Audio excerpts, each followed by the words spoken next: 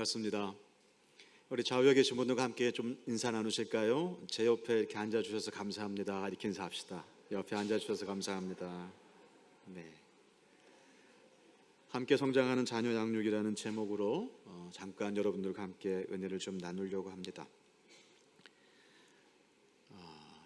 제가 그림 하나를 보여드릴게요. 이것은 약 4,000년 전에 우리가 보통 메소포타미아 지역, 비옥한 초생달 지역이라고 하는 티그리스 강과 유프라테스 강 사이에 있는 그 수메르 문명에서 발견된 하나의 점토판입니다. 그때는 종이가 없기 때문에 뭔가 중요한 메시지를 남기려면 여러 가지 다른 방편들을 썼어야 했는데요. 수메르인들은 이렇게 흙을 구워서 그러니까 흙을 빚어서 거기에다가 쐐기 문자로 글을 남기고 그것을 구워서 이제 그 후대에게 남겼다고 합니다. 4,000년 전 수메르 점토판의 쐐기 문자를 학자들이 열심히 해석을 해봤더니 그 내용이 이렇답니다. 이 점토판은 아버지가 아들에게 남긴 판이었는데요. 그 내용이 요즘 애들은 버릇이 없어, 그런 뜻이랍니다. 어떤 아버지가 자녀에게 넌 왜 이렇게 게으르냐, 넌 왜 이렇게 버릇이 없냐, 넌 왜 이렇게 부모 속을 썩이냐, 그런 내용을 남겼다는 거죠. 4,000년 전 수메르 지역은 바로 아브라함이 살던 곳이었고 바로 아브라함이 살던 때였습니다. 그러니까 아브라함의 때에도 그때 문명의 아버지들은 자녀 양육에 우리와 크게 다를 바가 없는 어려움들을 겪었죠. 그때나 지금이나 아이들을 기르는 것은 쉽지 않습니다. 왜 아이들을 기르는 것이 쉽지 않은가? 아이들이 우리에게 희망을 주기 때문에 그래요. 아이들을 보고 있으면, 특히 자는 모습 보고 있으면 천사 같은 아이가 앞으로 어떻게 클까? 어떤 아이로 자라날까? 막 마음에 소망이 가득하죠. 아이가 깨서 몇 마디 말을 하거나 행동을 하면 얘는 왜 이렇게 부모 마음을 몰라줄까? 왜 이렇게 내 기대를 무너뜨릴까? 실망이 되기도 하고 우리 마음이 무너지기도 합니다. 그러다가 또 잠들면 우리는 꿈을 꾸고 또 아이가 눈을 뜨면 우리는 또 속상하고, 그렇게 희망과 기대 그리고 현실의 좌절, 그것들 동시에 보기 때문에 어려운 것이 아닌가. 저는 선지자들이 그런 마음이었겠다 이런 생각을 해보게 됩니다. 선지자들은 분명 이스라엘이 회복될 것이다라고 하는 비전을 봤거든요. 하나님이 이 백성을 친히 회복시키겠다라고 하는 비전을 분명히 봤거든요. 현실은 어떻습니까? 현실은 시궁창이죠. 하나님이 말씀하셔도, 선지자들이 대언을 하여도 말을 알아듣는 사람은 없고 그들의 죄악은 날로 더해가고 하나님과 선지자의 마음을 더 무너지게 하는 그런 행동만 보일 때 선지자의 마음이 어떻겠습니까? 오늘 잠깐 제가 에스겔서 말씀을 여러분들에게 읽어드릴 텐데요. 에스겔의 마음도 그런 상황이었지 않을까 생각을 합니다. 에스겔은 남유다가 망해갈 때, 남유다의 가장 마지막 시대 때 활동했던 선지자입니다.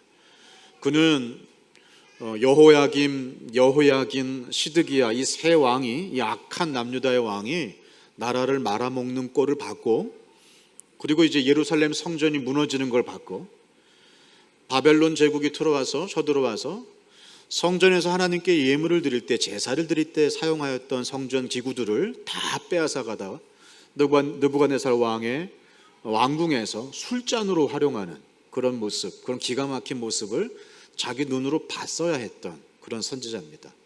그게 바로 에스겔입니다. 그때 함께 또 활동했던 선지자가 우리가 아까 찬양하였던 자녀들은 예언할 것이고 노인들은 환상을 볼 것이다. 그 요엘 선지자도 바로 그때의 선지자였죠.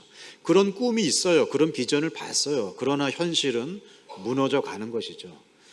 그 에스겔, 마른 뼈가 살아난다고 하는, 이스라엘을 회복시킬 것이다라고 하는 환상을 분명히 보았던 에스겔.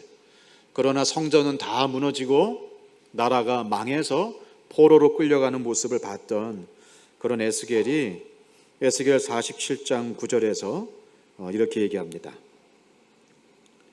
8절부터 제가 읽어드릴게요. 그가 내게 이르시되 이 물이 동쪽으로 향하여 흘러 아라바로 내려가서 바다에 이르르니 이 흘러내리는 물로 그 바다의 물이 되살아나리라. 이 강물이 이르는 곳마다 번성하는 모든 생물이 살고 또 고기가 쉼이 많으리니 이 물이 흘러감으로 바닷물이 되살아나겠고 이 강이 이르는 각 처에 모든 것이 살 것이다. 여러분, 물은 생명이죠. 물이 있는 곳에 생명이 되살아납니다. 물고기가 살아나고 강가에 수많은 풀이 자라나고 나무가 우거집니다. 그래서 시편 기자는 1편에서 복 있는 사람을 비유할 때 시냇가에 옮겨 심은 나무와 같다. 사시사철 잘 자라나고 열매를 맺지 않느냐. 그 나무는 걱정할 일이 없다. 이 시냇가에 물이, 생명인 물이 이 생명을 살려내릴 것이다. 그렇게 고백하고 있지 않습니까? 물은 생명입니다. 하나님이 우리 생명의 근원인 줄 믿으시길 바랍니다. 근데 현실은 어떻다고요? 가뭄날 마치 논이 다 말라서 쪽쪽 갈라진 것처럼 하나님의 생기가, 하나님의 물기가 전혀 느껴지지 아니하는 그런 현실을 바라보게 되는 것입니다. 그때 물을 구하는 것이죠. 여러분, 천수답이라는 게 있습니다. 천수답은 우리는 보통 이제 노는 강가나 물을 댈 수 있는 어떤 구실이 있는 곳 옆에, 저수지나 강가 옆에 논이 있습니다. 그래야 물로 기르는 벼가, 수경 재배를 하는 벼가 열매를 맺을 수가 있죠. 그런데 그렇게 강도 없고 저수지도 없는 산 쪽에 논 농사를 하는 사람들이 있습니다. 산 기슭을 이렇게 계단식으로 깎아서 그곳에 자연스럽게 내리는 빗물로만 온전히 농사를 하는 천수답 농사꾼들이 있습니다. 그 천수답 농사꾼들은 하늘만 바라볼 뿐입니다. 논에 물을 댈 다른 방법이 없거든요. 그래서 물을 주시옵소서, 물을 주시옵소서 그렇게 하늘만 쳐다봅니다. 저와 여러분은 자녀 양육에 있어서 그리고 신앙 전수에 있어서 사실은 천수답 농사꾼들과 같은 사람들입니다. 우리의 자녀를 생명으로 길러낼 방법이 생명이신 하나님, 그분께서 강수와 같은 은혜를 내려주시는 것 외에는 다른 방법이 없습니다. 그래서 하늘만 쳐다보면서 물을 내려주시옵소서. 그렇게 되면 이 에스겔의 고백처럼 그 강물이 이르는 곳마다 생명은 자연스럽게 살아나게 될 것입니다. 지금 다 갈라져서 죽어가는 저 논과 밭도, 이 백성들의 삶도 하나님이 다시 한번 긍휼의 비를 내려주신다면 생명은 살아나게 될 것입니다. 그 마음으로 하늘을 바라보며 살아야 되는 천수답 농사꾼이 저와 여러분입니다. 근데 언젠가부터 자녀 양육에 물을 댈 방법들이 많아졌어요. 우리 생각에. 이렇게 하면 아이들이 잘 자라날 것이다 라고 하는 얘기, 주장, 방편, 방법들이 많아졌어요. 심지어 신앙마저도 이렇게 하면 아이들이 잘 자라나게 될 것이다 라고 하는 교육법, 양육법들이 생겨나기 시작한 거죠. 비유로 얘기하자면 물댈 방법들이 생겨난 거예요. 펌프도 생기고 저수지도 생기고 심지어 비가 내리지 않으면 그냥 임의로 비를 내리게 할 수 있는 인공강우법까지 생겨나서 하나님이 굳이 비를 내려주지 않아도 우리가 얼마든지 우리 자녀에게 생명을 줄 수 있을 것 같은, 생명을 낳을 수 있을 것 같은 착각으로 살아간다는 것입니다. 오늘 제가 에스겔 47장 9절 말씀을 여러분들에게 말씀을 드리면서 제 강의를 시작하는 것은 우리에게 다른 방편이 없다는 것, 우리에겐 하나님을 대신할 권리도 없고 방편도 없다는 사실을 분명히 하기 위함입니다. 우리는 천수답 농사꾼임을 잊지 마십시오. 우리에게 있는 그 물댈 여러 가지 방편들을 내려놓고 하나님 아버지께서 생명의 강물을 부어주시기를, 이 마른 땅에 생명의 비를 내려주시기를 바라는 방편밖에 없다, 이 말씀을 드리면서 시작하도록 하겠습니다. 근데 이렇게 말씀을 드리면 아멘 하시지만 한편으로는 목사니까 저런 말 하지. 결국에는 말씀이다. 결국에는 하나님이다. 똑같은 이야기를 듣는 것이 한편으로는 의미가 없어 보이기도 하고 또 한편으로는 굉장히 헛헛한 마음이 있다는 사실을 제가 누구보다도 잘 압니다. 20년 동안 외치고 20년 동안 가르쳐 왔지만 20년 동안 한국의 다음 세대가 무너져 가는 모습을 저는 봤습니다. 에스겔처럼, 예레미야처럼, 요엘처럼 분명히 제게 다음 세대를 살리시겠다는 하나님의 말씀이 흘러가는 곳이면 그곳에 생명이 돋아날 것이다라고 하는 분명한 비전을 주셨음에도 불구하고 저는 우리의 다음 세대가 제 제자들이 하나님을 떠나고 교회를 떠나고 말씀을 떠나는 그런 모습을 지난 20년 동안 계속 봐왔습니다. 그래서 저 스스로도 하나님 살아계시다면 좀 대답해 주십시오. 도대체 우리가 무엇을 잘못했습니까? 우리가 어디부터 잘못됐습니까? 우리가 어떻게 해야 됩니까? 라고 천수담 농사꾼의 마음을 회복해달라고 하나님 쳐다보면서 그렇게 수도 없이 외치고 기도하고 눈물을 흘렸지만 하나님께서 딱히 다른 말씀을 안 하시고 그냥 제 마음속에 계속 기다리고 기대하라 두 가지 말씀만 주시는 걸 보면서 제 마음 역시 저와 여러분들과 특별히 다를 바가 없는 그런 헛헛함이 있다는 사실을 솔직하게 여러분들에게 전합니다. 오늘 그래서 저는 그렇게 하나님 앞에서 묻고 질문했던 사람들이 각자의 삶의 현장과 목회의 현장에서 그리고 자녀들을 양육하는 가정의 현장에서 성실하게 충성스럽게 기대하며 바라며 기다리며 지난 20년 동안 살아왔던 결과물들을 제가 말씀을 설교하는 설교 시간은 아니지만 그 말씀에 근거한 삶을 살았던 사람들의 형편과 상황들을 여러분들과 함께 나눔으로써 설교 시간은 아니지만 그 삶의 지혜를 나누면서 하나님이 바라시는 우리의 양육의 태도가 무엇인가를 좀 살펴보려고 합니다.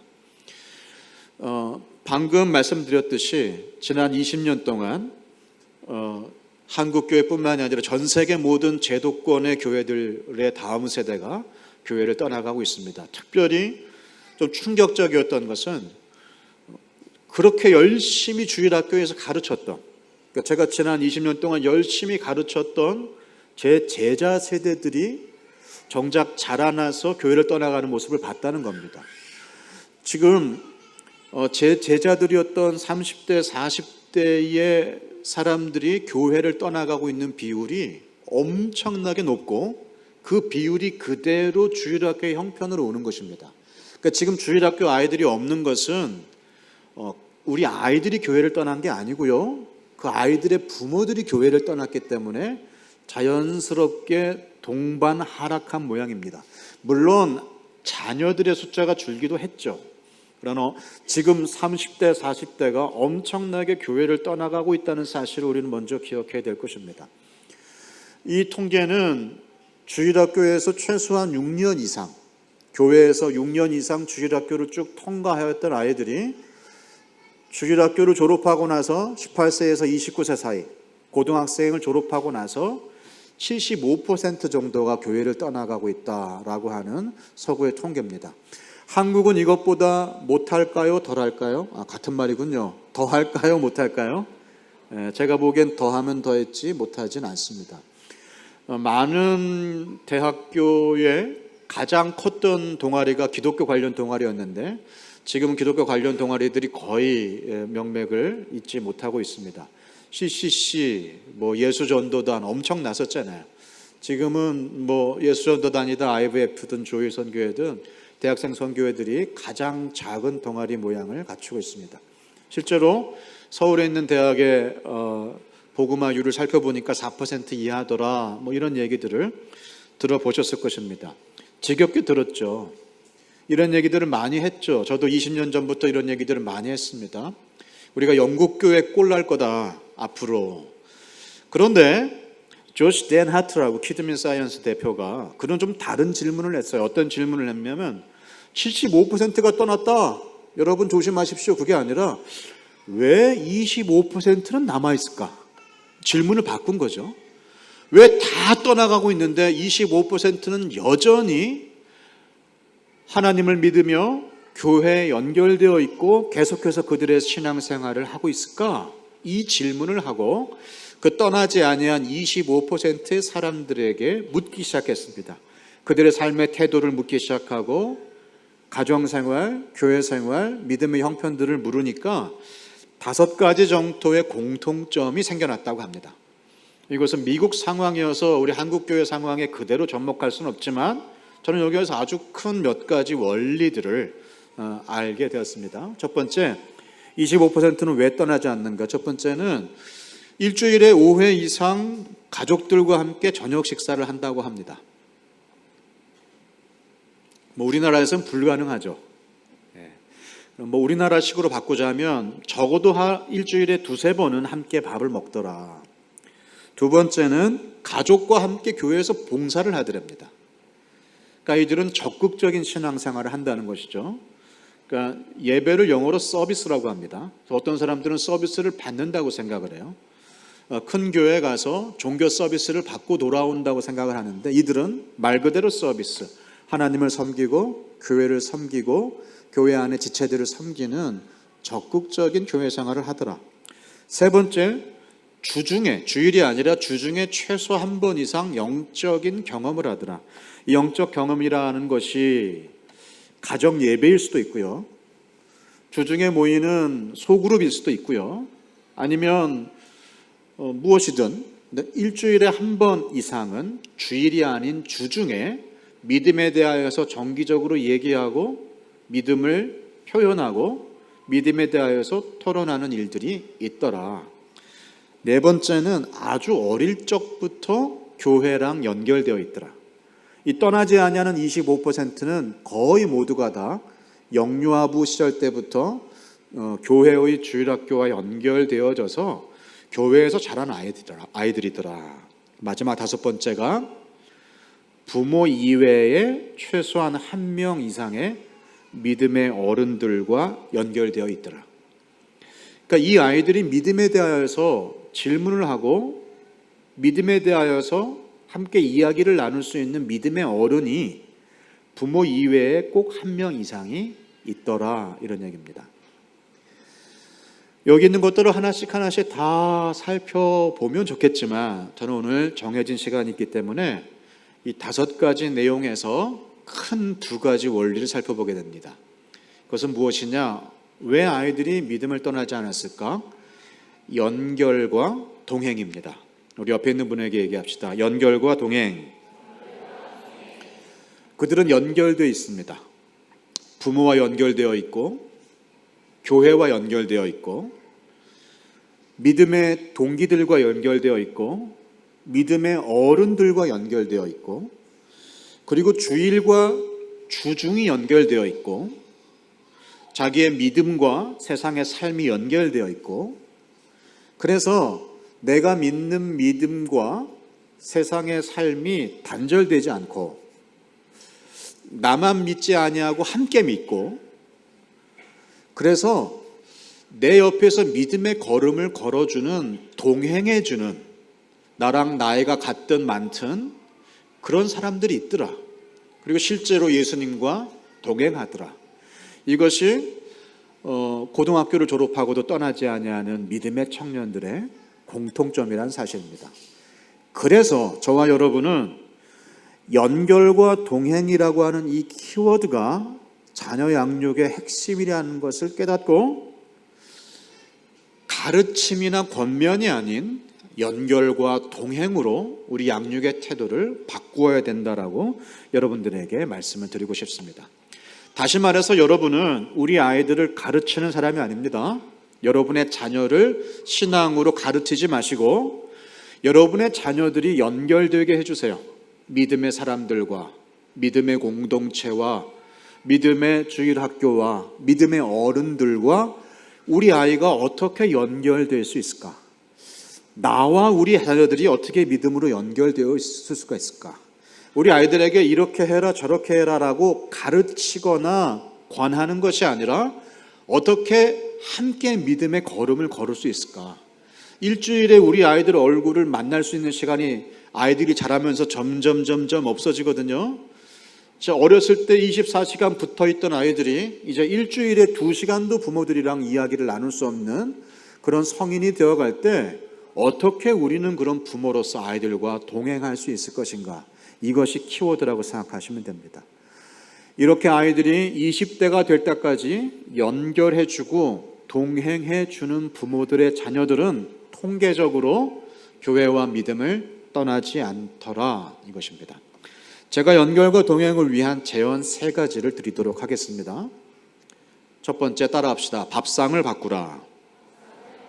두 번째, 묵상을 바꾸라. 세 번째, 일상을 바꾸라. 밥상을 바꾸라, 묵상을 바꾸라, 일상을 바꾸라.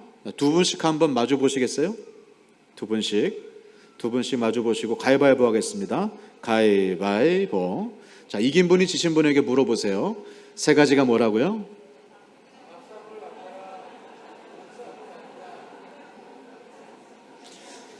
자, 이번엔 지신 분이 이기신 분에게 물어보세요. 밥상을 바꾸라가 무슨 뜻일까요? 대답해 보세요. 아까 그랬잖아요. 일주일에 5번 이상 함께 식사를 하더라. 함께 식사를 하는 게 좋다라는 얘기입니다. 자, 그러면 밥상을 바꾸라부터 한번 보도록 하겠습니다. 밥상을 바꾸라. 여러분, 밥상이 바뀌면 삶이 바뀝니다. 제가 장담합니다. 밥상이 바뀌면 삶이 바뀝니다. 진리입니다. 밥을 먹는 것은 공동체에게 굉장히 중요한 의식입니다. 특히 가족들에게 중요합니다. 그 가족이 육적인 가족, 육신의 가족이든 영적인 가족이든 밥을 먹는 것은 여러분이 생각하는 것보다 훨씬 중요합니다. 그래서 아예 가족을 한자어로 식구라고 하죠. 식구는 밥 식자의 입구자예요. 밥을 같이 먹는 사람을 패밀리라고 얘기합니다. 함께 밥을 먹는다, 한 식구란 얘기입니다. 한솥밥 식구라고 얘기를 하죠. 절대 나랑 같이 밥 먹을 사이가 아니다. 그 사람은 나랑 가족이 아니다는 얘기입니다. 어떻게 나랑 겸상을 생각을 하십니까? 이건 당신이랑 나랑 한 통속으로 넣지 말라는 얘기입니다. 정말 나랑 마음에 안 드는 사람, 내가 싫은 사람, 그런 사람을 볼 때 우리는 뭐라고 얘기하죠? 밥맛이야 라고 얘기합니다. 밥맛이 떨어진다는 얘기, 그 사람하고는 같이 밥을 못 먹겠다는 얘기는 너와 나는 한 통속이 아니다. 우리는 한 가족이 아니다. 뒤집어 얘기하면 밥을 같이 먹는 것은 가족됨의 핵심입니다. 여러분, 설날에 뭐 하세요? 떡국 먹습니다. 여러분, 추석에 가족들 다 모이면 뭐 하세요? 추석 연휴 내내 먹습니다. 그렇죠? 제가 오늘 강의를 오면서 정확하게 10년 만에 우리 가족들과 함께 내려왔습니다. 제가 10년 전에 한국에 돌아올 때 그해 부산으로 가족여행을 처음 왔었는데 제가 10년 만에 우리 가족들과 함께, 우리 큰딸은 대학생이라고 안 따라오고 우리 막내만 따라왔어요. 같이 왔습니다. 어제 오늘 함께 보냈죠. 가족여행 와서 뭐 했을까요? 계속 먹었어요. 본전 돼지국밥, 거대곰탕, 그리고 거기 무슨 밤에 야시장이었는데 야시장 가서 떡볶이. 같이 먹는 거 외에 딴 거 한 게 없습니다. 여러분, 같이 밥을 먹는다는 것은 가족됨에 있어서 굉장히 중요한 의식입니다. 이것은 성경에서도 굉장히 중요한 의식입니다. 구약 성경을 보면 화해의 의식으로 식탁이 활용되었습니다. 우리가 한 식구라는 사실을 확인하기 위하여서 모세의 장인은 그를 식탁의 자리로 초대를 했습니다. 그리고 이제는 우리가 함께 장인과 사위, 마치 아버지와 아들과 같은 자리가 되었다는 사실을 그 식탁의 자리에서 확인을 합니다. 나그네를 환대하는 자리에는 항상 음식이 있습니다.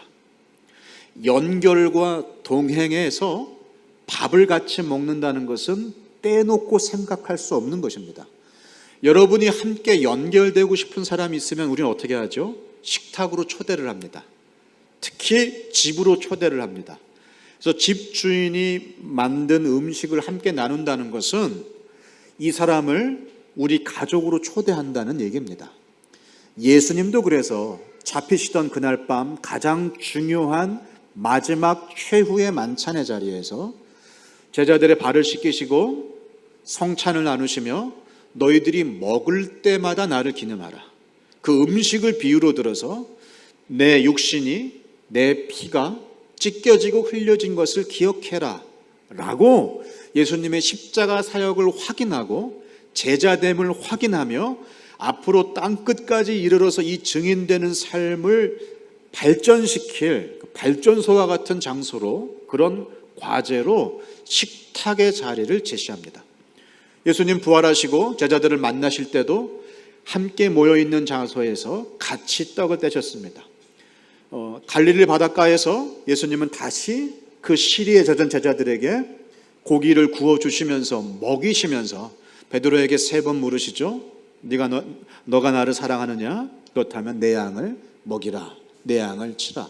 결국 함께 밥을 먹는다는 것은 믿음의 공동체에서도 굉장히 중요한 역할입니다. 지난 거의 3년 동안 코로나19 락다운 상황에서 우리가 제일 힘들었던 게 뭐죠? 함께 밥을 먹지 못한 것이었습니다. 여러분은 안 그러셨나 보네요. 저는 함께 밥을 먹지 못하는 것이 그리운 사람들과 함께 얼굴을 마주보며 함께 떡을 떼며 함께 성찬을 하지 못한다는 것이, 이것이 마치 설교상, 교회상, 예배상을 함께 못하는 것만큼이나 어렵고 힘들었습니다. 여러분, 자녀들과 함께 밥을 먹는다는 것은 여러분이 생각하는 것보다 훨씬 큰 의미가 있습니다. 그걸 제일 잘 알고 제일 잘 활용하는 사람이 돌아가신 정주영 현대가문 회장이었습니다. 정주영 회장은 현대그룹이라고 하는 어마어마한 그룹의 경영 철학을 물려주기 위해서 정주영 회장에게 있는 수많은 가족들, 그 많은 아들들에게 자신의 경영 철학을 물려주는 자리를 세미나 워크숍으로 하지 않았어요. 일주일에 한 번 있는 아침 식사 자리로 했습니다. 미국에 갔든 제주도에 있든 어디에 있든 일주일에 한 번 그 새벽 시간에 모든 정주영 회장 일가는 다 같이 모였습니다. 다 같이 밥을 먹고 다 같이 우리는 무엇을 위해 돈을 버는가를 이야기하고 어떻게 돈을 버는가를 얘기하고 어떻게 돈을 쓸 것인가를 얘기하고 자식들을 돌려보냈습니다. 믿지 아니하는 사람들도 돈 벌겠다고 경영 철학을 물려주기 위해서라도 그 바쁜 사람들이 일주일에 한 번 모든 사람들이 수십 명 모여서 밥을 먹었습니다. 여러분, 앞으로 여러분의 자녀들과 함께 밥 먹을 일이 점점 줄어들 것입니다. 왜냐하면 사단이 알거든요. 같이 한솥밥 먹는 것이 얼마나 영적으로 사단 편에서 위험한 일인지 알거든요. 함께 밥을 먹으며 떡을 떼며 이야기하는 것이 연결과 동행에 얼마나 치명적인지를 사단 마귀는 알거든요. 사단은 그래서 우리가 혼자 먹게 만듭니다. 혼밥하기 얼마나 좋은 세상입니까? 혼자 밥 먹게 만들고 혼자 살아가도록 하는 1인 가구가 어느 때보다도 빨리 늘어나는 시대입니다. 혼자 살겠다고 하는 각자 도생의 시대입니다. 밥을 먹어도 왠지 의도가 있다고 믿게 만드는 그런 시대입니다. 공짜 점심은 없다고 이 사람이 왜 나에게 밥을 살까라고 상대편의 의도를 의심하게 만드는 시대입니다. 우리는 연결과 동행, 나와 한 팀으로 나그네를 환대하고 포용하는 밥상의 자리를 잃어버리고 있습니다. 여러분, 밥상이 바뀌면 우리 아이들의 삶이 바뀝니다. 믿으시길 바랍니다. 정말 그렇습니다. 목숨 걸고 밥상을 지키십시오. 실제적으로 즐거운 밥상이 되도록 해주십시오. 그런데 우리가 밥상머리에서 제일 하기 쉬운 실수가 있습니다. 그게 뭘까요? 내가 당했던 대로 아이들에게 가르치려고 듭니다. 밥 먹는 시간이 잔소리의 시간이 되고, 밥 먹는 시간, 너는 왜 왼손으로 밥 먹냐? 너는 왜 쩝쩝대며 밥 먹냐? 너는 왜 밥알을 남기냐? 너는 왜 그래서 내가 부모들이랑 어떻게 하면 밥을 안 먹을 수 있을까라고 아이들을 꿈꾸게 만듭니다.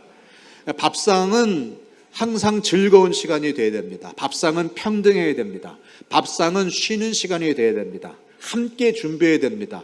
밥 먹는 사람 따로 있고, 밥을 먹기만 하는 사람 따로 있고, 밥을 준비하는 사람 따로 있고, 밥 치우는 사람 따로 있고. 그러니까 며느리들이 추석 설날 때 노이로제가 걸리죠. 그게 아니라 함께 준비하고 함께 나누고 함께 누리는 그런 공동체 밥상을 만드는 것, 그것이 자녀 양육에 있어서 굉장히 큰 영향을 줄 것입니다.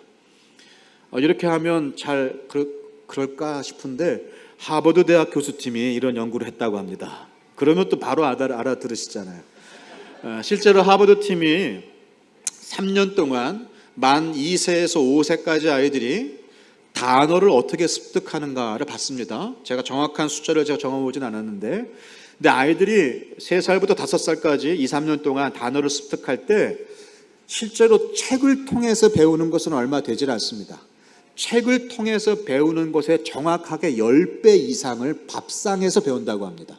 실제로 밥상에서 어른들이 나누는 어른들의 대화를 통하여서 이런 단어를 이런 상황에서 쓰는구나 라고 하는 뉘앙스를 익히고, 그것은 일상의 단어로 자기의 단어가 되고 매번 밥상 때마다 반복되기 때문에 무엇인가 새로운 언어를 익히는데 밥상만큼 좋은 곳이 없다. 책상보다 밥상이 천재를 만든다라는 말을 김대진 목사가 했습니다.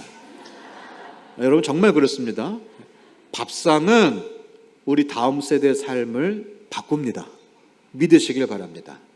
두 번째, 묵상을 바꾸십시오. 제가 어렸을 때 저희 동네에 용기의 골목이라고 하는 별명이 있는 골목이 있었습니다. 골목 이름이 용기의 골목이에요. 어른들은 몰라요. 우리들만 알았어요. 그 골목을 통과하는데 용기가 필요했기 때문에 우린 그렇게 붙였습니다. 그 골목은 요 복도 정도 되겠나요? 제 느낌에 그랬어요. 어렸을 때 한 사람이 지나가기에는 괜찮고 두 사람이 지나가기에는 조금 좁은 곳이었는데 길이도 저 정도 됐던 것 같아요. 그냥 지나가면 용기가 필요 없죠. 근데 자전거를 타고 지나간다는 것은 다른 일입니다. 저 좁은 골목, 양쪽이 다 벽인데 저 좁은 골목을 아주 멀리서부터 자전거를 타고 전속력으로 통과한 사람이 골목 대장이 되는 것입니다. 제가 이 골목을 통과했을까요? 안 했을까요? 했죠. 저는 골목 대장이 제 삶의 비전이었거든요. 그래서 멀리서부터 도움닫기를 해서 이 좁은 골목을 저는 아주 과감하게 자전거를 타고 통과할 뻔했습니다. 한 3분의 2쯤 되는 지점에서 밑에 뭐가 있었는지는 모르겠지만 갑자기 핸들이 팅 하고 튕겼습니다. 그리고 저는 그대로 왼쪽 벽을 이 손을 잡은 채로 긁으면서 빠져나왔어요. 제 손을 보니까 피가 안 나요. 근데 뭔가 하얀 게 보여요. 뼈가 보이는 거예요. 조금 있다가 이제 피가 이렇게 나오기 시작하더라고요. 근데 이 얘기를 우리 어머니에게 할 수는 없죠. 그러면 저는 당장 그날로 죽는 거니까. 그래서 이렇게 신문지로 대충 감아서 집에 들어가서 있었습니다. 그래서 지금도 제 손에는 이렇게 나란하게 상처가 있습니다. 제가 이 상처 이야기를 할 때 여러분들이 여러분은 이미 저와 함께 40년 더 됐죠. 40년 전 그 골목으로 가서 저와 함께 용기의 골목을 함께 자전거를 타고 달렸어요. 그죠? 왜 그럴 수 있었죠? 제 표현이 대단해서? 저는 어디에서 누가 물어봐도 제 손에 난 상처가 왜 생겼냐고 물어보면 방금처럼 아주 현실감 있게 그날의 일을 분명히 얘기할 수 있습니다. 왜 그럴까요? 제 얘기니까, 내 상처니까, 내가 겪어본 얘기니까. 이것이 내 이야기의 힘이에요. 여러분은 예수님 손에 난 상처에 대해서 그렇게 표현할 수 있나요? 여러분은 예수님에 대하여서 궁금하여 물어보는 사람들에게 마치 40년 전으로 돌아가서 생생하게 그날의 장면을 봤던 것처럼 그렇게 얘기할 수 있나요? 이 세상에 두 가지 지식이 있어요. 내가 말할 수 있는 지식과 내가 말할 수 없는 지식. 내가 말할 수 없는 지식은 내가 알고 있다는 생각은 있지만 내가 알고 있는 것이 아니에요. 내가 들어봤기 때문에 알고 있다는 느낌만 있을 뿐이지 설명을 하라고 하면 설명할 방법이 없어요. 왜요? 내게 아니니까. 내가 말할 수 있는 지식만 나의 것입니다. 우리에게 하나님을 아는 고상한 지식이 있다는 착각이 있습니다. 우리에게 내가 만나지도 않은 예수를 만났다라고 하는 착각이 있습니다. 현대인 크리스찬들은 마치 홍순날에 정작 마실 물은 없는 것처럼 수도 없이 많은 메시지, 수도 없이 많은 설교, 수도 없이 많은 그리스도와 복음에 관한 메시지들에 파묻혀서 내가 정작 만나지도 않고 경험해 보지도 않은 이야기들을 내 것으로 착각하고 살아가는 경우들이 많습니다. 그러다가 삶의 문제를 만나죠.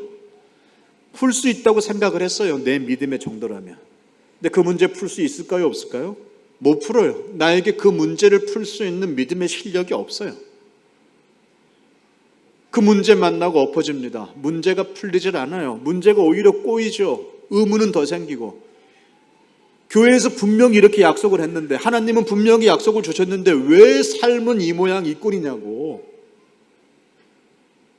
그렇게 얘기합니다.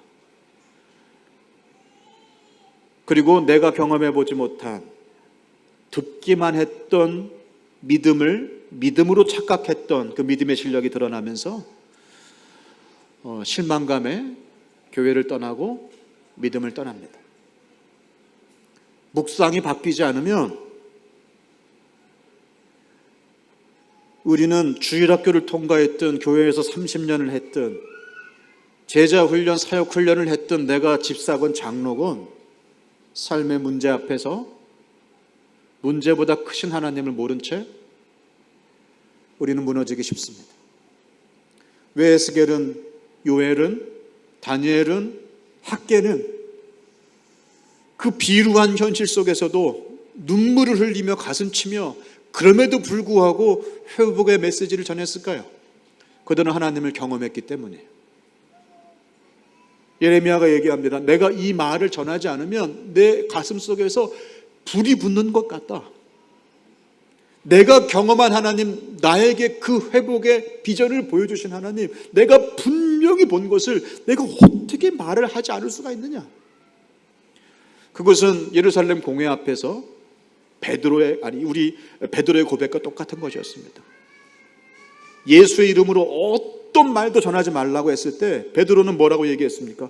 내가 본 예수, 내가 경험한 예수를 내가 어떻게 전하지 않을 수 있겠는가? 그것이 증인의 힘이에요. 예수님을 목격한 사람들의 힘이에요. 예수님을 만나서 치유받은 사람들은 한결같이 돌아가서 가족들에게 내가 오늘 메시아를 만났다라고 증언했습니다. 우리에게 믿음의 근거를, 우리가 가지고 있는 뭔가 다른 선택의 이유를 물어보는 사람들에게 내가 할 말이 준비되어 있지 않다. 내가 만난 예수를 언제 어디서든 누구에게나 전달할 수 있는 준비가 되어 있지 않다. 이것은 그런 세미나가 없어서가 아니에요. 그런 훈련을 받아서가 아니에요. 내가 만난 예수가 없어서 그래요. 간절히 기도하셔야 돼요. 나를 만나달라고.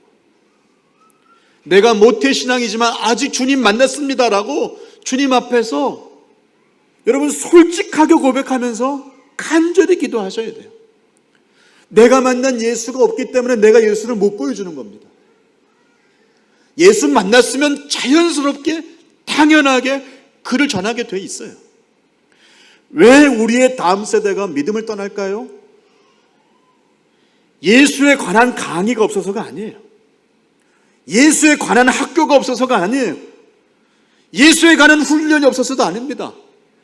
예수 만난 자의 증언이 없기 때문에 그래요.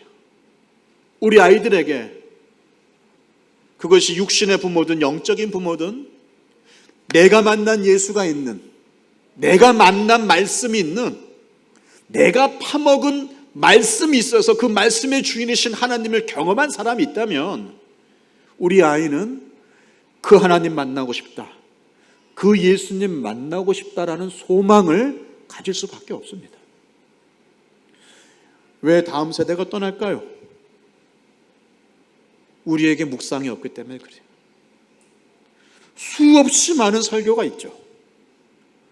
그리고 매일 성경도 보고 큐티도 하시죠. 설교자가 고민하고 집필자가 고민하고 다른 사람이 고민한 이야기를 귀로 듣고 눈으로 보는 거 말고 여러분이 떼굴떼굴 굴러서 하나님 앞에 기도하며 받은 그만큼만 내 실력이라고 생각하세요. 내가 깨달은 그 말씀만 내가 누구에게든 전할 수 있다고 생각하시면 돼요.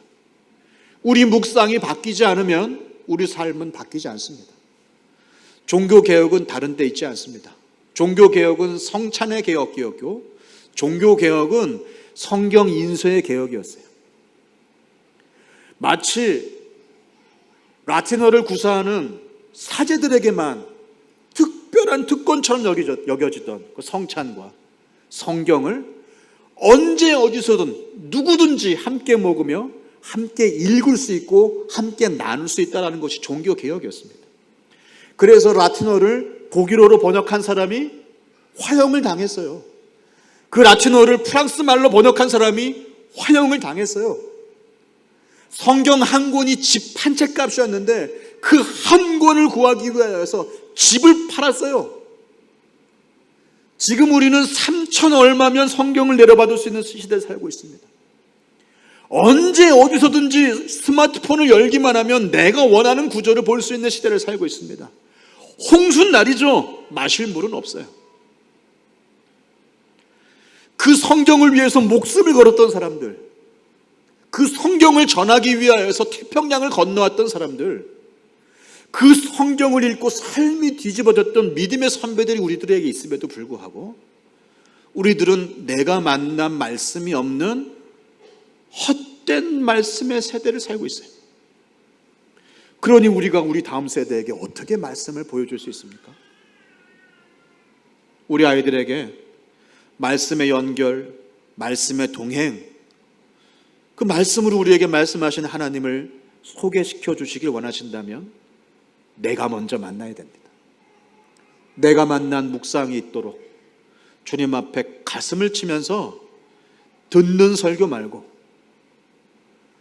내가 파먹는 말씀,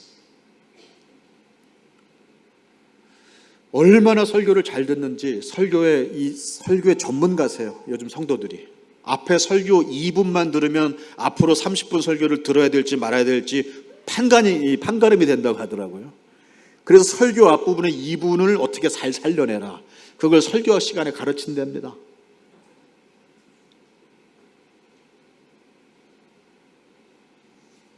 묵상을 바꾸세요. 밥상을 바꾸라, 묵상을 바꾸라. 마지막 세 번째, 일상을 바꾸십시오. 여러분의 일상을 바꾸십시오. 여러분의 자녀가 그리스도의 자녀로, 그리스도의 제자로 잘 자라나기를 바라신다면 우리가 얼마나 주일학교 시스템이 잘 되어 있는 좋은 교회에 아이를 보내는가가 아닙니다. 우리의 일상이 얼마나 주님과 연결되어 있고 주님과 동행하고 있으며 우리 아이들과 연결되어 있고 아이들과 동행하고 있나, 이것입니다. 그래서 교회, 그래서 주일학교는, 그래서 목사들은 지금도 어떻게 하면 주일이 아니라 주중과 연결되어 있는 삶이 될 수 있을까, 이것을 위하여 정말 고민하고 있습니다. 그리고 많은 평신도 사역자들이 주중의 교회, 그것이 구역이든 목장이든 소그룹이든 주중에 함께 믿음의 사람들과 함께 만나서 말씀을 나누고 말씀을 전하고 그 자리에 믿지 아니하는 자들을 초대하고 그들을 환대하고 그들을 포용해서 그들이 주님과 연결되기를, 그리고 함께 동행하기를 꾀하는지 모릅니다. 지난 20년간 많은 기독교 교육가들이 저를 포함해서 주님 앞에서 뼈를 깎는 회개와 노력을 했습니다. 우리는 지금까지 아이들을 잘 가르치면 잘 믿을 줄 알았거든요. 아이들에게 교육학적인 방법을 동원해서 잘 가르치면 심상에 잘 남을 줄 알았거든요. 근데 아니더라고요. 그렇게 좋았던 주일학교의 최전성기라고 하는 80년대, 90년대를 통과한 사람들이 제 제자들이고, 그들이 바로 지금 교회를 떠나가고 있어요. 고등부 회장했고 청년부 대학부에서 총무했던 제 동생들이 교회를 떠나가고 있어요. 교회에서 20년 이상 수없이 많은 헌신과 수없이 많은 수련회와 수없이 많은 캠프를 통과했던 이들이 교회를 떠나가고 있어요. 그래서 가슴을 치면서 우리가 가르치려고 했던 내용들을 내려놓고 어떻게 함께 연결되고 동행하며 나와 달라도 너무 다른 사람들을 환대하고 포용할 수 있을까? 이것이 지금 목회자들의, 교육가들의 고민입니다. 그 연결과 동행, 환대와 포용의 가장 중요한 장소는 여러분의 일상입니다. 교회 대예배당이 아니에요. 주일 11시가 아니에요. 주중 여러분이 있는 그곳이 아이들의 기저귀를 가는 방 한켠이든, 열심히 보고서를 작성하는 여러분의 책상이든, 여러분이 걸어가고 있는 여러분 동네 골목이든, 우리가 사는 곳에서 어떻게 연결과 동행을 할 것인가, 이것이 우리 다음 세대를 주님의 제자로 길러내는데 세 번째 가장 중요한 기둥입니다. 여러분의 일상이 바뀌셔야 됩니다. 우리들의 일상을 바꿔내는 가장 기초적이면서도 쉬운 출발점 중에 하나를 여러분들에게 소개하겠습니다. 귀에 못이 박히도록 들으셨을 거예요. 가정 예배죠. 우리가 모일 때만 교회가 아니라 흩어져서도 교회라는 사실을 가정 예배만큼 잘 보여줄 수 있는 것이 없습니다. 그래서 아마 여러분들도 가정 예배를 하고 있으실 것입니다. 여러분들의 가정 예배의 모습은 아마 이런 모습이겠죠? 어떠신가요? 보기만 해도 답답하죠? 물론 저 가운데도 은혜는 있죠. 저 불편함 중에도 은혜가 있죠. 누구는 뜨고 있고 누구는 감고 있고, 그리고 아이들이 나중에 크면 알게 되죠. 저 지겨운 가정 예배를 통해서 날 먹이셨구나. 근데 우리 가정 예배가 꼭 이래야 될까라고 하는 고민을 하게 됐습니다. 그래서 우리 가정 예배가 어떻게 하면 정말로 함께 묵상을 바꿔내고 일상을 바꿔내고 밥상을 바꿔낼 수 있는 장소가 될까 고민하면서 많은 사람들이 가정예배지도 만들고 가정예배서도 만들고 교회에서도 가정예배 이렇게 드리세요, 가정예배지 막 줍니다. 가정예배지 읽으면 어때요? 뭔 말인지 모르겠고, 문어체라 이게 구어체도 아니고, 나도 읽으면서 깨닫게 되니까 뭔 말인지 잘 모르겠고. 그래서 가정예배에 대한 오해들이 많습니다. 가정예배 큰 오해 몇 가지만 알려드린다면, 주일예배 축소판이다. 그래서 사도신경하고 주기도문하고 심지어 헌금도 하고 가정예배 시간에 기도, 찬송, 말씀, 광고. 가정예배가 꼭 그래야 되는가? 추석 때만 모이면 우리 믿지 아니하는 우리 며느리들, 사위들 아주 곤욕이죠. 가정예배가 축제가 될 수는 없을까? 또 두 번째, 밥상머리 교육. 가정예배 시간대마다 엄마가 아빠가 얘기합니다. 그렇게 살면 하나님께서 벌 주신다고. 내 부모를 공경하라고 분명히 에베소서 5장에서도 말씀하고 있는데, 그래서 말씀을 핑계로 말씀을 무기 삼아 아이들의 삶을 조작하려고 합니다. 아이들의 행동을 조작하려고 합니다. 그러면 행동 조작은 절대로 어떠한 교육적 효과도 내지 못합니다. 아이들에게 책을 읽히고 싶다면 책 읽는 환경과 책 읽는 모범을 보이면 됩니다. 근데 우리들은 어떻게 하죠? 한 권 읽을 때마다 스티커 하나, 스티커 10개 모이면 닌텐도 게임 하나. 그럼 아이들은 책 읽는 재미는 다 버려버리고 어떻게 하면 얇은 책을, 빨리 읽는 책을, 그렇죠? 무슨 책이든 상관없어요. 얇게만 하면 돼. 10권을 채우면 닌텐도니까. 그건 교육적 효과도 없고 영적 효과도 없습니다. 어떻게 하면 될까요? 오히려 가정 예배가 이런 단절과 방임, 연결과 동행이 아니라 부모와 자식 사이를 단절시켜 놓고 예수님을 지겨운 대상으로 만들어 놓고 동행하는 것이 아니라 다 교회에 맡겨버리고 학교에 맡겨버리고 유치원에 맡겨버리고 학원에 맡겨버리고, 역시 무자식이 상팔자다라고 하는 성경 말씀이 진리가 맞다고, 성경에 그런 말씀이 있습니다. 없나요? 무자식이 상팔자라고 그렇게 방임하게 되는 과정을 가속화하더라 이겁니다. 여러분, 우리는 사실 가정 자체가 생명체고 가정 예배도 생명체여서 아이와 부모가 함께 자라나면서 예배하게 됩니다. 교회도 마찬가지예요. 신자도 마찬가지입니다. 교회도 함께 지어져 가는 게 교회잖아요.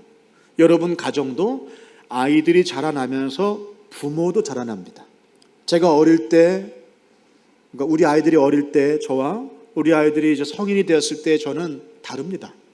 아이들을 통해서 얼마나 많이 배운지 모릅니다. 저는 그래서 믿게 되었어요. 부모를 가르치려고 자녀를 보내주셨구나. 그래서 자녀의 은혜를 아셔야 됩니다. 자녀를 통해서 나에게 주시는 깨달음과 성숙과 은혜가 얼마나 큰지 모릅니다. 그래서 함께 자라나는 자녀 양육으로서의 가정 예배 함께 좀 살펴보도록 하겠습니다. 먼저 부모와 자식 간의 다이나믹을 저는 두 가지 축으로 좀 살펴봤습니다. 하나는 통제의 충이고요. 통제, 그러니까 오른쪽으로 갈수록 엄격하게 통제하려고 하는 부모고요. 왼쪽으로 갈수록 통제를 하지 않고 컨트롤을 하지 않고 허용하는 부모겠죠. Y축은 지원입니다. 서포팅이 하는 거죠. 해보도록 하고 기회를 주고 자원을 주고 조언을 주는 서포터 그룹이 있고, 기회도 주지 않고 지원도 하지 않고 그냥 내버려 두는 방임하는 부모가 있습니다.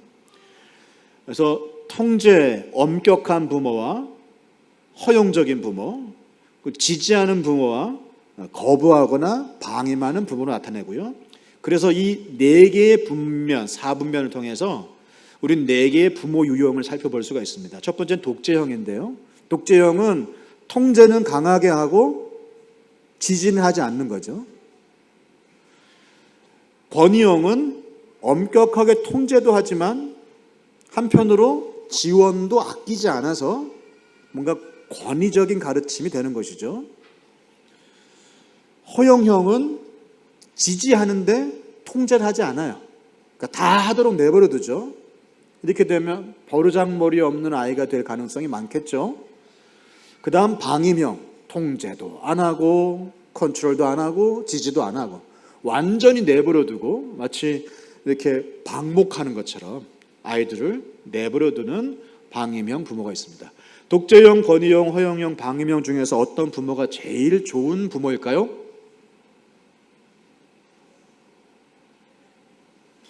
다시요. 이 네 가지 유형 중에서 어떤 부모가 제일 좋은 부모일까요? 다 필요합니다. 극단적인 질문을 할 때는 답이 없다고 생각하시면 돼요. 제일 좋은 부모는 없습니다. 다 필요합니다. 어떻게 필요하냐면 아이들의 연령대에 따라 달라집니다. 아이들이 어렸을 때는 독재형으로 키우다가 자라면서 권위형으로 갔다가 청소년이 되면 허용형으로 갔다가 장성하게 되면 방임형 부모가 되셔야 돼요. 아이가 만 5세 미만인 영유아 시기에는 여러분은 독재형 부모가 되셔야 됩니다. 아이에게 의견을 묻지 마세요. 아이를 데리고 마트에 가서 소은아, 너는 기저귀를 팸퍼스를 할래? 하기스를 할래? 나는 네 의견을 존중한단다. 이훈아, 이제 네가 6개월이 되어 이유식을 시작하는구나. 이유식은 뭘로 할까? 유기농으로 할까? 나는 네가 베지터리언이 되겠다면 네가 비건이 되는 너의 비전을 응원해. 6개월 아이에게 너 비건이 될 의도가 있니? 이렇게 묻는 부모는 없잖아요.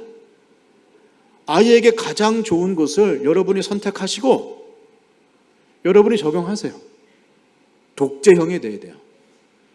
우리 2살짜리 아이가 걷기 시작하면서 펄펄 끓는 찌개 그릇을 보면서 호기심이 들었어요. 그래, 호기심은 좋은 거야. 그렇지, 그렇지. 아이가 손을 넣으려고 합니다. 그래, 경험을 통해서 배우는 게 많더라.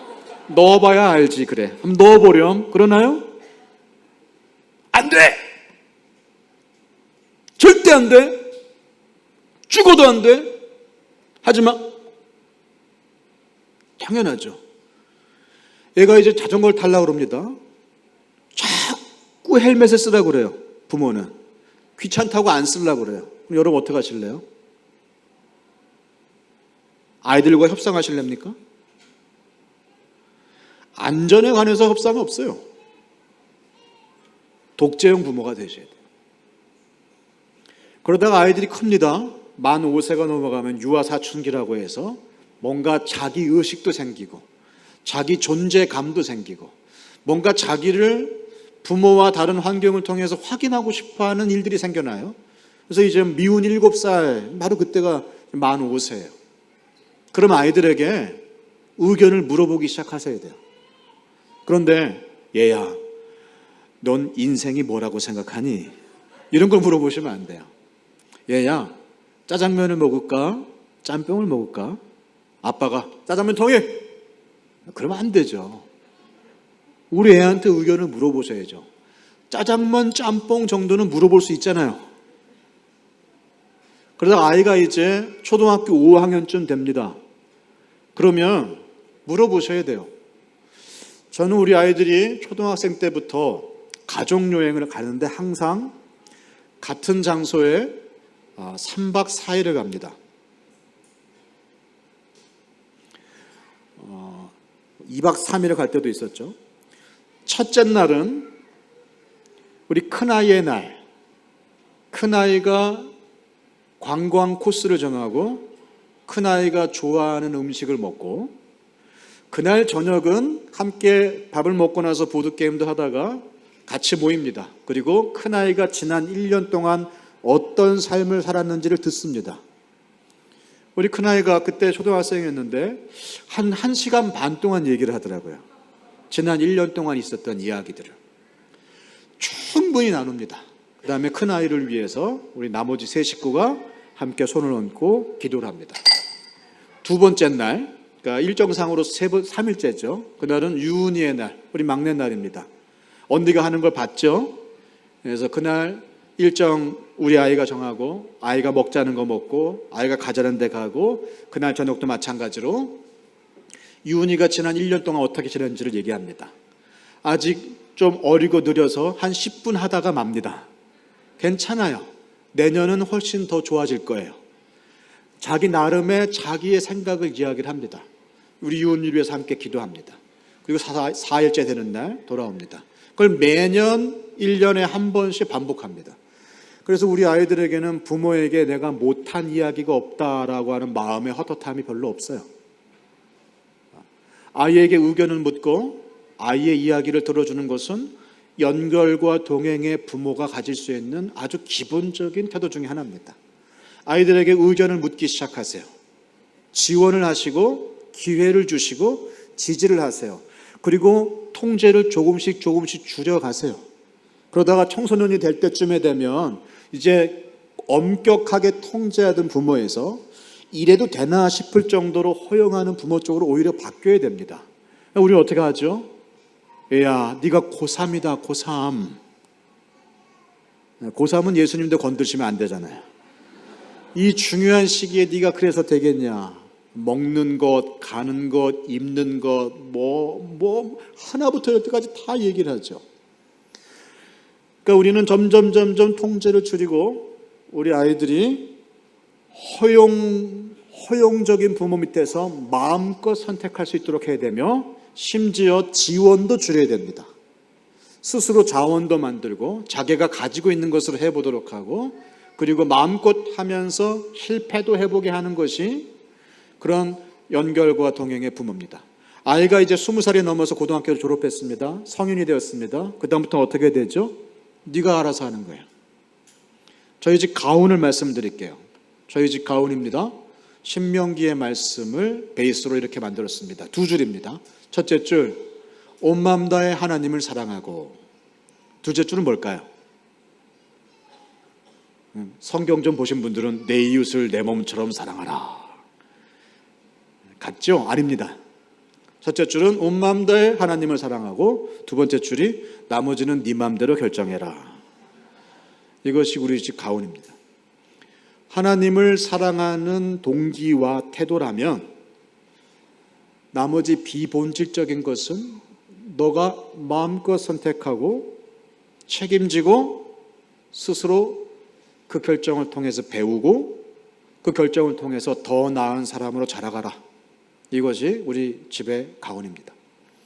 그래서 어른이 되었으면 아이가 자기 스스로 하나부터 열까지 모든 것을 다 하도록 내버려 두셔야 됩니다.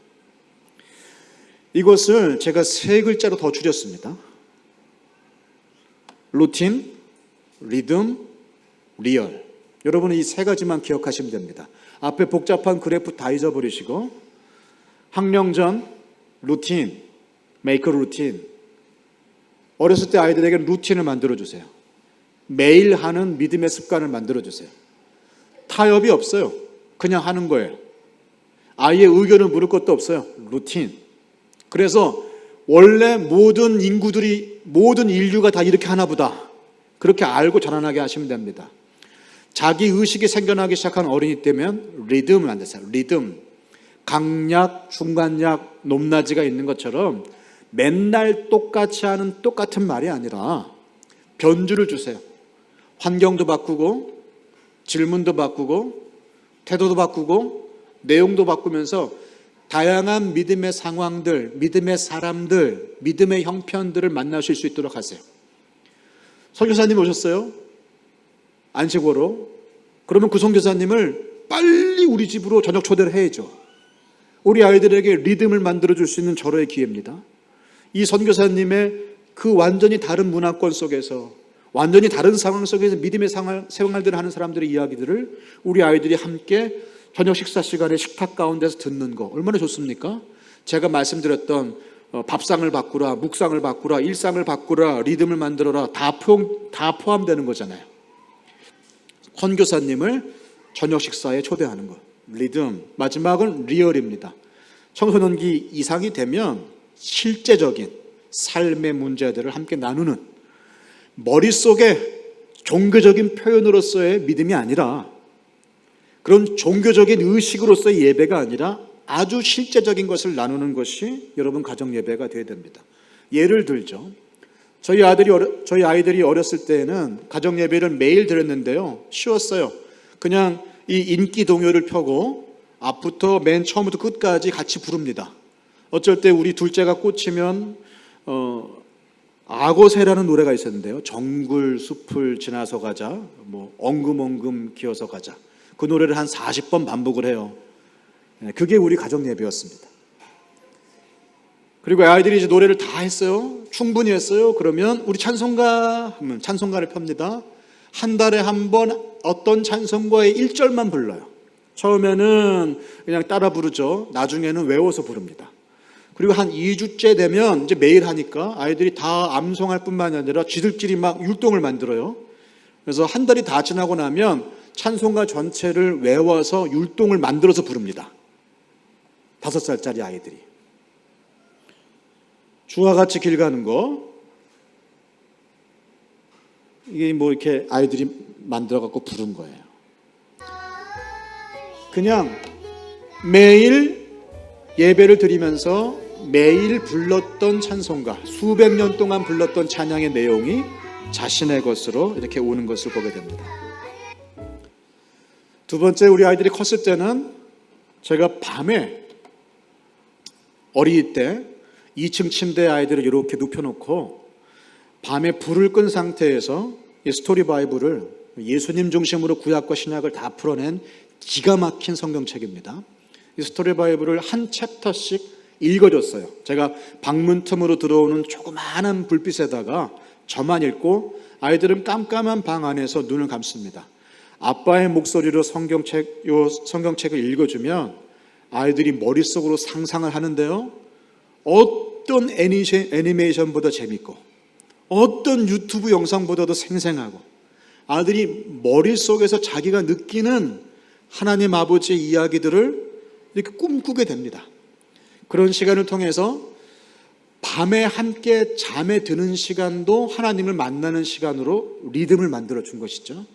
청소년이 될 때부터 우리 아이들하고 가정 예배를 어떤 식으로 드리냐면은 함께 스케줄을 나누는 시간으로 보냅니다. 일주일 동안 어떻게 보냈는지 이야기를 듣고, 이제 앞으로 일주일 동안 어떻게 무슨 일이 있는지를 이야기를 듣고 서로 스케줄을 공유하고, 그때 저는 우리 아이들에게 뭐 중요한 미팅이 있든지 아니면 중요한 강의가 있든지 아빠의 어려움이 있으면 그걸 아이들이 청소년 때부터 다 나눴습니다. 아빠는 이것 때문에 떨린다. 아빠는 이것 때문에 무섭다.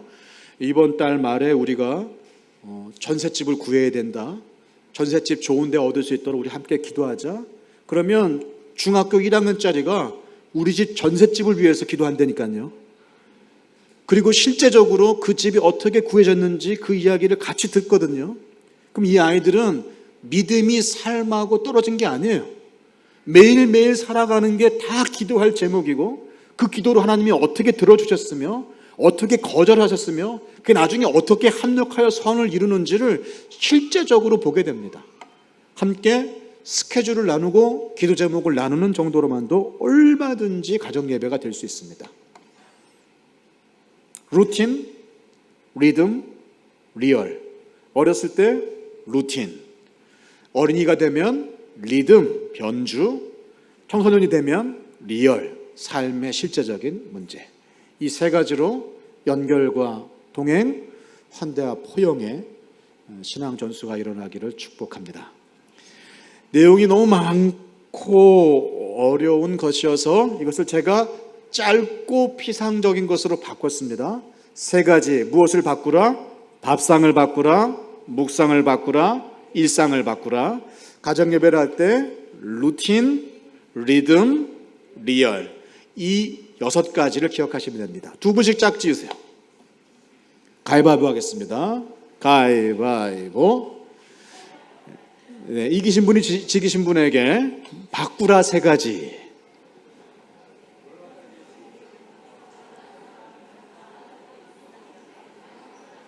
다 같이 해봅시다. 시작. 밥상을 바꾸라, 묵상을 바꾸라, 일상을 바꾸라. 지신 분이 이기신 분에게 물어보세요. R로 시작하는 3개가 뭐죠?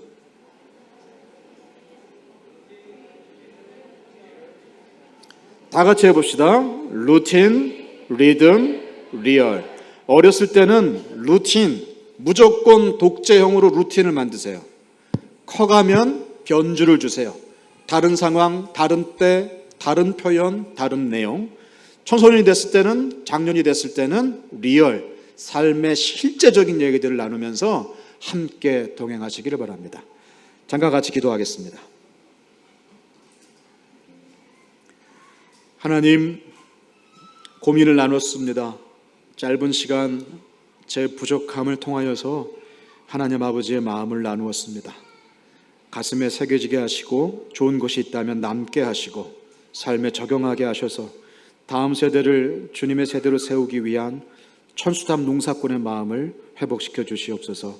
감사드리옵고 예수님의 이름으로 기도합니다. 아멘. 감사합니다. 지금은 잠깐 먼저 질문을 7가지를 모아서 주셨어요. 읽고 간단하게 나누도록 하겠습니다. 첫 번째 질문, 어릴 때부터 하나님을 알고 바르게 자랄 수 있게 하는 방법과 양육을 하면서 훈계는 어떻게 해야 하는지. 하나님을 알고 바르게 자랄 수 있는 방법, 알면 얼마나 좋을까요?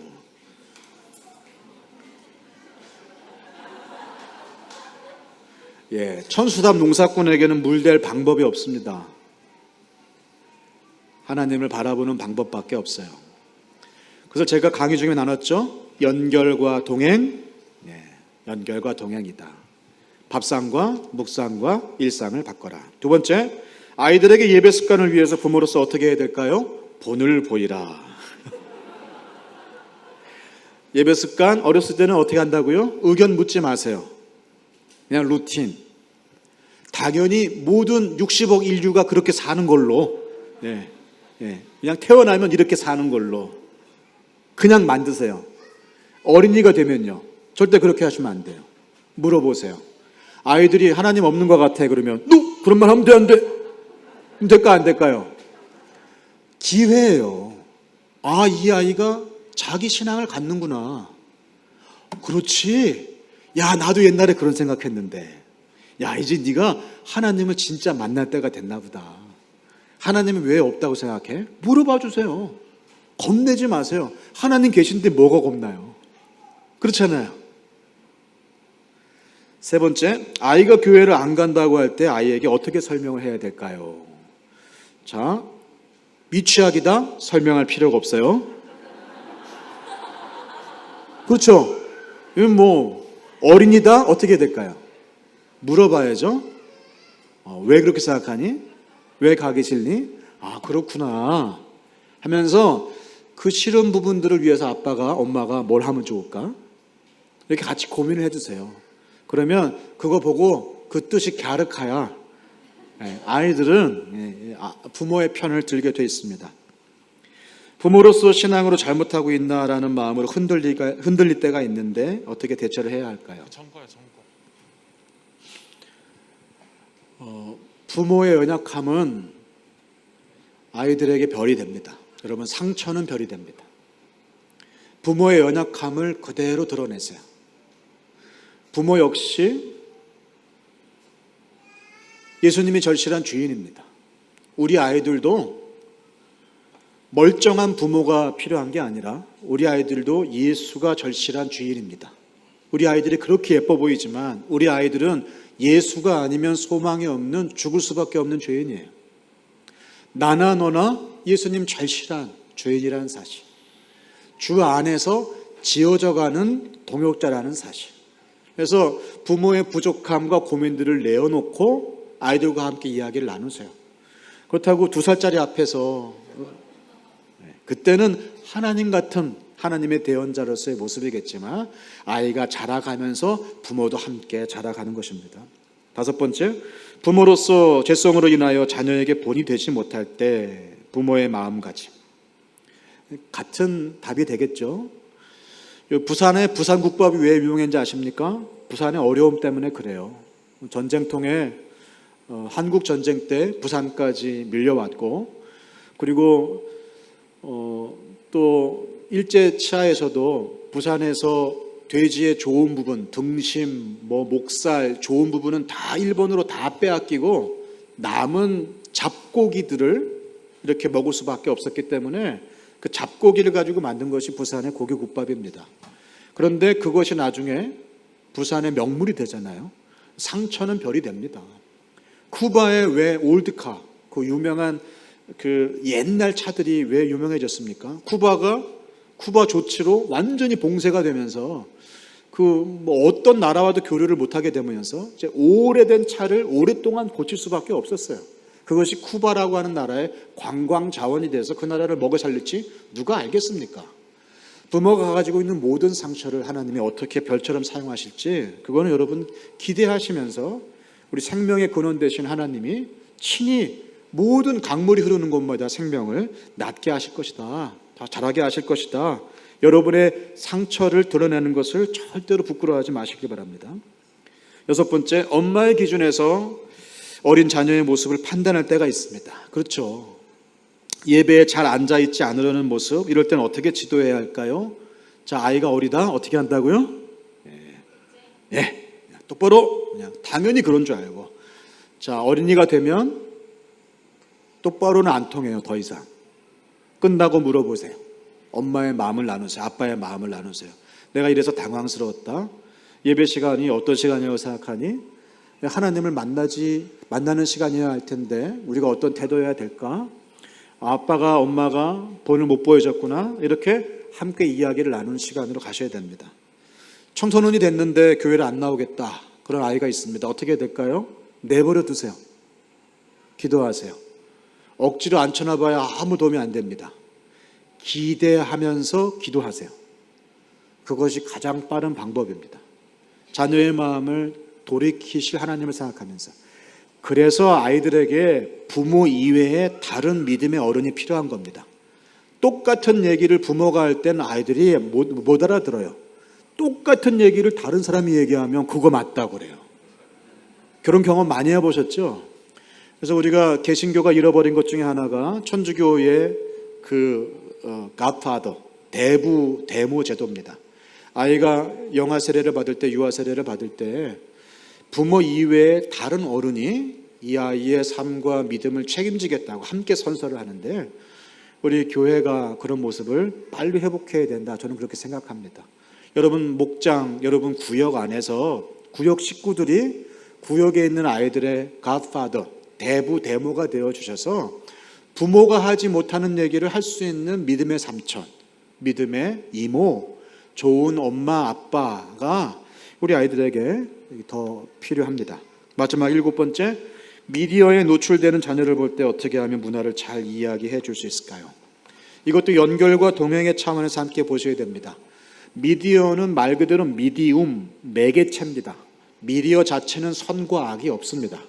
이 매개체에 어떤 내용이 실리느냐에 따라서 선하기도 하고 악하기도 합니다. 문제는 지금 현재 미디어가 얼마나 빠르게, 그리고 거름망 없이 나쁜 이야기들을 쉽게 보급시켜 주는지를 모릅니다. 그래서 미디어를 함께 보고 함께 나누는 것이 중요합니다. 옛날에는 텔레비전 하나밖에 없어서 온 동네 사람들이 같이 봤습니다. 이미 연결과 동행이에요.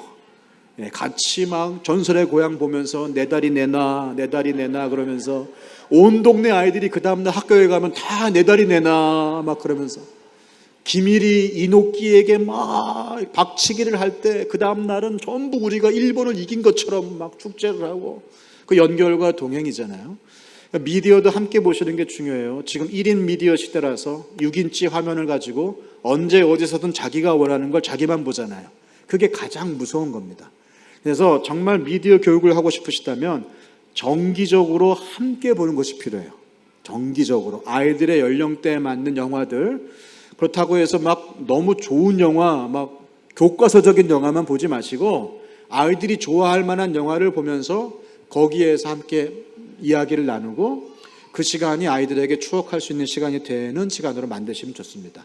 저희 가정은 항상 금요일마다 무비 나잇 해서 함께 들어 누워가지고 함께 영화를 봅니다.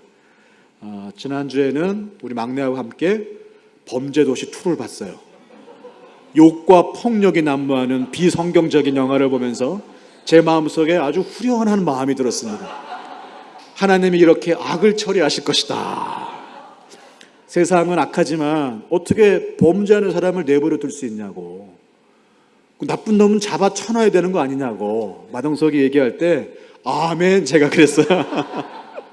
함께 보면서 아이들에게 종교적인 것이 아니라 영적인 시간이 되셔야 됩니다. Not religious but spiritual. 그것이 이 시대 젊은이들이 믿음을 대하는 태도입니다. 질문에 대한 대답이 제가 됐는지를 모르겠네요. 이상으로 질의응답 시간을 마치도록 하겠습니다. 네, 우리 사전 질문들을 많이 해주셨는데요. 혹시나 오늘 강의를 들으시면서 혹시 지금 개인적인 또 신앙의 질문, 자녀에 대한 질문이 있으시면 딱 2분만 저희가 받도록 하겠습니다. 혹시 질문이 있으신 분, 자녀 양육에 대한 부분이 있으시면 손 들어주시면 저희가 마이크를 전달해 드리도록 하겠습니다. 네.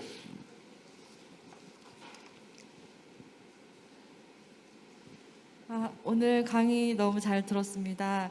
저는 6살 남자아이랑 12살 딸을 키우고 있는데, 이럴 때는 이제 어떤 아이에 맞춰서 가정 예배를 하면 좋을지 네.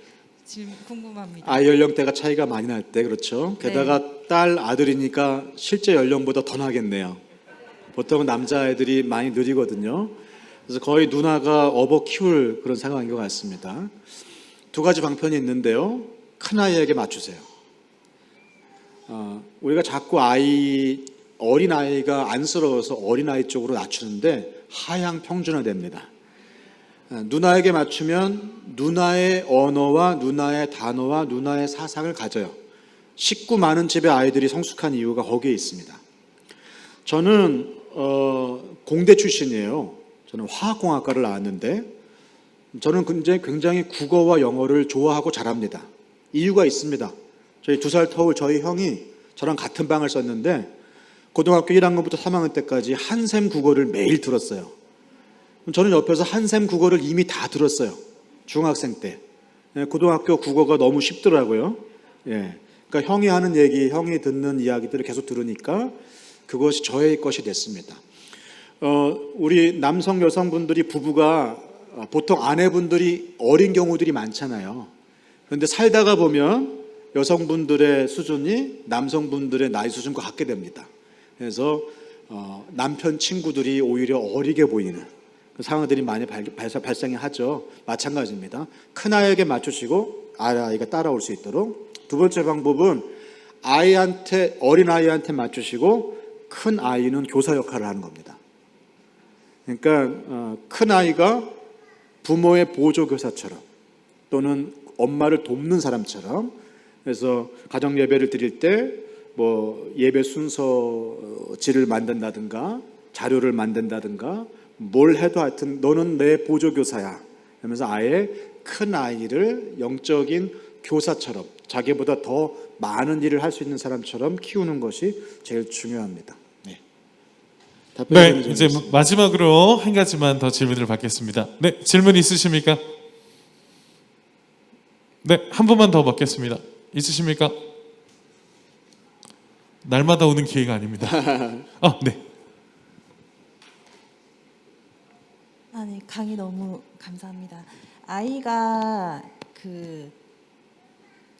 그러니까 아이가 하나님, 그러니까 제가 아이를 훈육하거나 그럴 때 아이가 하나님한테 이를 거야, 엄마는 나한테 죄를 지었어, 이런 식으로 얘기를 한다던가 그러면 나도 너 하나님한테 이를 거야 이렇게 싸우기도 하거든요. 네.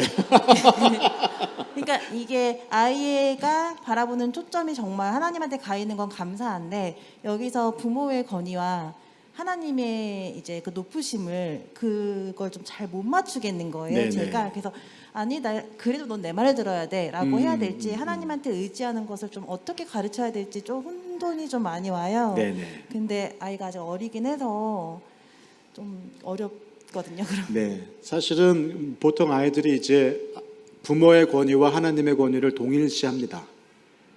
하나님도 보이지 않는 하나님의 형상으로 부모를 아이들에게 주신 거고요.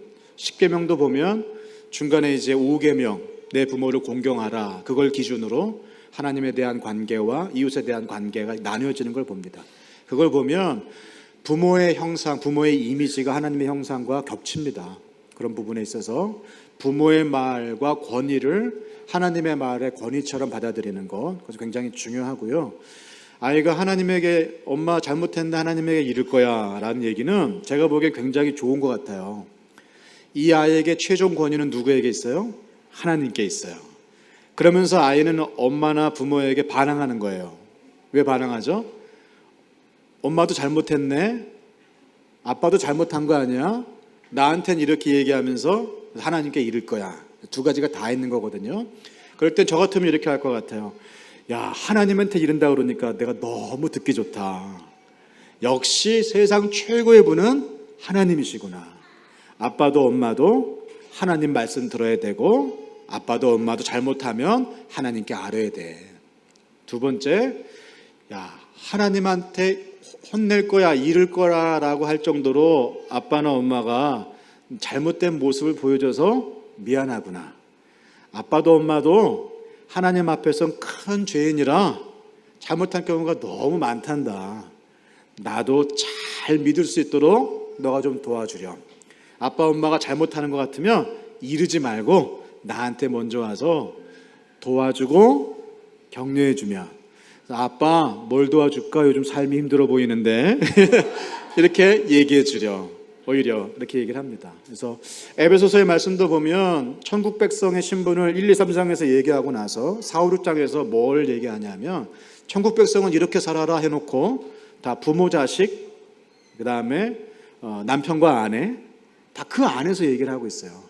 그러니까 천국의 원리를 실천하는 첫 번째 장소로 가정을 먼저 얘기한 거예요. 그러니까 우리가 가정에서도 천국을 살지 못하면서 뭐 세상 나가서 무슨 뭐 그런 얘기를 하겠습니까?